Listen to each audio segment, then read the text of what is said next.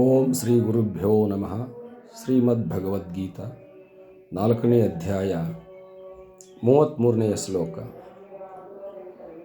ಶ್ರೇಯಾನ್ ದ್ರವ್ಯಾದ್ ಮಯಾದ್ ಯಜ್ಞಾತ್ ಜ್ಞಾನಯಜ್ಞ ಪರಂತಪಃ ಸರ್ವಕರ್ಮಾಖಿಲಂ ಪಾರ್ಥ ಜ್ಞಾನೇ ಪರಿಸಮಾಪ್ಯತೆ.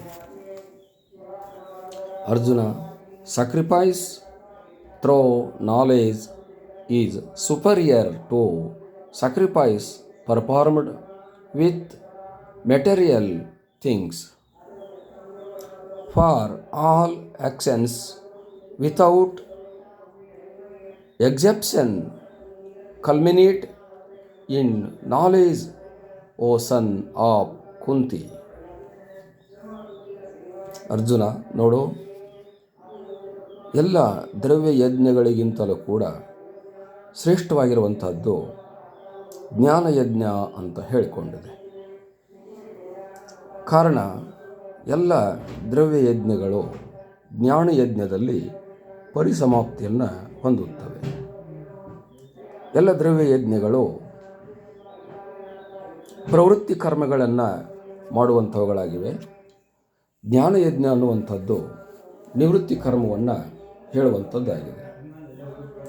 ಹಾಗಾಗಿ ಜ್ಞಾನಯಜ್ಞ ಅನ್ನುವಂಥದ್ದು ಎಲ್ಲ ಕರ್ಮಗಳಿಗಿಂತಲೂ ಕೂಡ, ಎಲ್ಲ ಯಜ್ಞಗಳಿಗಿಂತಲೂ ಕೂಡ, ಎಲ್ಲ ಕಾರ್ಯಗಳಿಗಿಂತಲೂ ಕೂಡ ಶ್ರೇಷ್ಠವಾಗಿರುವಂಥದ್ದು.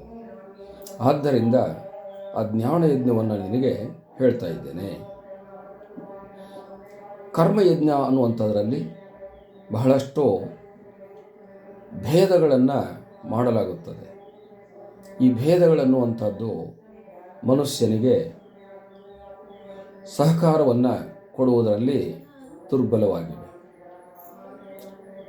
ಭೇದಯಜ್ಞಗಳು ಭಿನ್ನ ಭಿನ್ನವಾಗಿರ್ತಕ್ಕಂಥ ದೇವತೆಗಳನ್ನು, ಭಿನ್ನ ಭಿನ್ನವಾಗಿರ್ತಕ್ಕಂಥ ಕರ್ಮಗಳನ್ನು, ಭಿನ್ನ ಭಿನ್ನವಾಗಿರ್ತಕ್ಕಂಥ ಫಲಗಳನ್ನು ನೀಡುವುದರಲ್ಲಿ ಮುಂದಾಗಿವೆ. ದ್ರವ್ಯಯಜ್ಞಗಳು ಯಾವಾಗಲೂ ಕೂಡ ಕ್ಷಣಿಕವಾಗಿರ್ತಕ್ಕಂಥ ಸುಖಗಳನ್ನು ನೀಡುವವುಗಳಾಗಿವೆ. ದ್ರವ್ಯಯಜ್ಞಗಳು ಒಂದು ಬಾರಿ ಮನುಷ್ಯನಿಗೆ ಲೋಕಾಂತರಗಳನ್ನು ಉಂಟು ಮಾಡುತ್ತವೆ. ಲೋಕಗತಿಗಳು ಒಂದು ಬಾರಿ ನಶಿಸಿ ಹೋಗುತ್ತವೆ. ಲೋಕ ಸುಖಗಳು ಯಾವಾಗಲೂ ಕೂಡ ಶಾಶ್ವತವಲ್ಲ. ಶಾಶ್ವತವಲ್ಲದಿರತಕ್ಕಂಥ ಲೋಕಗತಿಗಳನ್ನು ದ್ರವ್ಯದಿಂದ ಮಾಡಿರತಕ್ಕಂಥ ಯಜ್ಞಗಳು ನೀಡುತ್ತವೆ. ಯಾವ ವಸ್ತು ದ್ರವ್ಯಗಳಾಗಲಿ, ಬಂಗಾರವೇ ಆಗಲಿ, ಇನ್ನೂ ಇತರೆಯಾಗಿರ್ತಕ್ಕಂಥ ರತ್ನಗಳಿಂದಲೇ ಮಾಡಿರೋದಾಗಲಿ, ದವಸ ಧಾನ್ಯಗಳಿಂದ ಮಾಡಿರೋದಾಗಲಿ, ಅರ್ಘ್ಯಾದಿಗಳಿಂದ ಮಾಡಿರೋದಾಗಲಿ, ಮತ್ತಿನ್ನೇನು ಯಾವ ರೀತಿಯಿಂದಲೂ ಯಾವ ವಸ್ತುವಿನಿಂದಲೂ ಮಾಡಿರ್ತಕ್ಕಂಥ ಆ ದ್ರವ್ಯಗಳು ಲೋಕಗಳನ್ನು, ಲೋಕ ಸುಖಗಳನ್ನು ಉಂಟು ಮಾಡುತ್ತವೆ. ಮತ್ತು ಆ ಲೋಕಗತಿ ಆದ ನಂತರ, ಲೋಕ ಸುಖ ಮುಗಿದ ನಂತರ ಜನ್ಮಗಳನ್ನು ನೀಡುತ್ತವೆ. ಆ ಜನ್ಮಗಳು ಊಚವಾಗಿರ್ಬೋದು, ನೀಚವಾಗಿರ್ಬೋದು, ಮತ್ತು ಆ ಜನ್ಮಗಳು ಕನಿಷ್ಠವಾಗಿರಬಹುದು, ಉತ್ಕೃಷ್ಟವಾಗಿರಬಹುದು. ಆ ಜನ್ಮಗಳು ಸಾತ್ವಿಕವಾಗಿರಬಹುದು ಮತ್ತು ಇನ್ನೂ ಬೇರೆ ಆಗಿರಬಹುದು. ಹೀಗೆ ಭಿನ್ನ ಭಿನ್ನವಾಗಿರ್ತಕ್ಕಂಥ ಜನ್ಮವನ್ನು ನೀಡುವಂಥ ಫಲವನ್ನು ಅವು ಕೊಡುತ್ತವೆ. ಆದ್ದರಿಂದ ಆ ದ್ರವ್ಯ ಯಜ್ಞಕ್ಕಿಂತಲೂ ಅತ್ಯಂತ ಮಿಗಿಲು ಆಗಿರುವಂಥ ಯಜ್ಞ ಇನ್ನೊಂದು ಇದೆ, ಅದು ಜ್ಞಾನಯಜ್ಞ. ಜ್ಞಾನ ಅನ್ನುವಂಥದ್ದು ಮನುಷ್ಯನನ್ನು ಲೋಕಾಂತರಕ್ಕೆ ಒಯ್ಯೋದಿಲ್ಲ. ಆ ಜ್ಞಾನ ಅನ್ನುವಂಥದ್ದು ಆ ಮನುಷ್ಯನನ್ನು ಇಲ್ಲಿಯೇ ಮುಕ್ತನನ್ನಾಗಿ ಮಾಡುತ್ತೆ.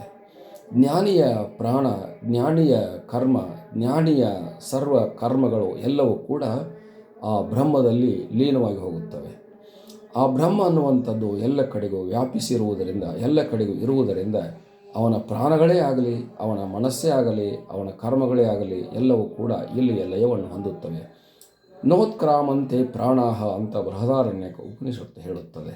ಜ್ಞಾನಿಯ ಪ್ರಾಣ ಅನ್ನುವಂಥದ್ದು ಎಲ್ಲಿಯೂ ಹೋಗೋದಿಲ್ಲ. ಜ್ಞಾನಿಯ ಕರ್ಮ ಅನ್ನುವಂಥದ್ದು ಎಲ್ಲಿಯೂ ಹೋಗೋದಿಲ್ಲ. ಜ್ಞಾನಿಯ ಕರ್ಮ ಅನ್ನುವಂಥದ್ದು ಜನ್ಮವನ್ನು ನೀಡುವುದಿಲ್ಲ.